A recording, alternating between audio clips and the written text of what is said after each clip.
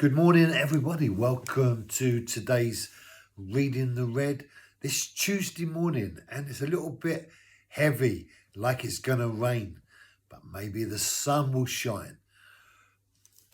Mark chapter 14, verse 17, verse 18.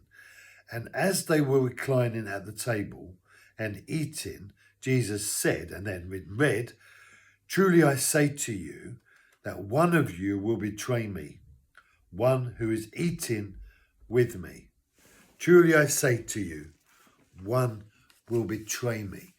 And this idea of him saying truly is because he wants to emphasize the point that that which he is saying is going to happen.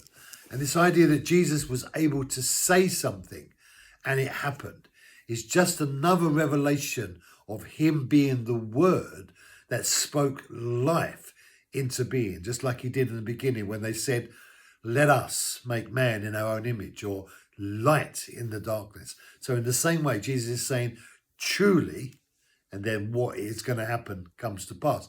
So he is the same authority. So you can guarantee that there's someone there that's going to betray him.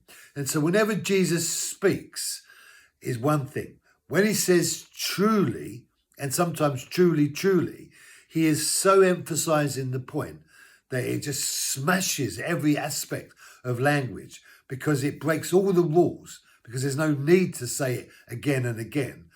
But Jesus is saying it again and again, which means it's without doubt. And the idea of holding on to his word, the teacher said, is so important.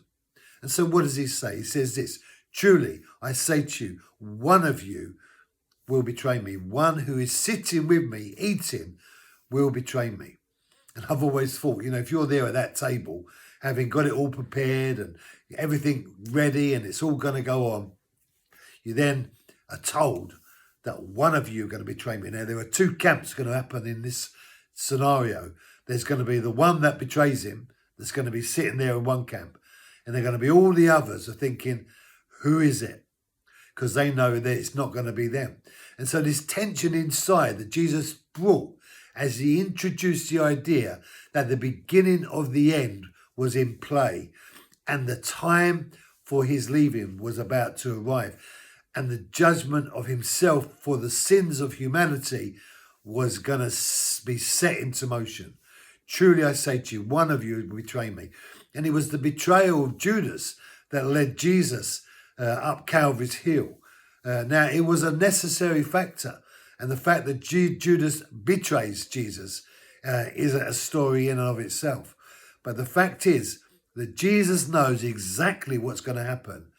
And yet he still does it. Just like when he was in the Garden of Gethsemane and he said, "Lord, nevertheless, take this cup from me," having asked God the Father for another way. There was no other way. And so God in Jesus said, "Nevertheless, not my will, but your will be done." And Jesus is saying that the whole thing is on its way. Salvation for humanity is coming. Thank you for joining me. Be blessed. Have a great day, and I'll see you tomorrow.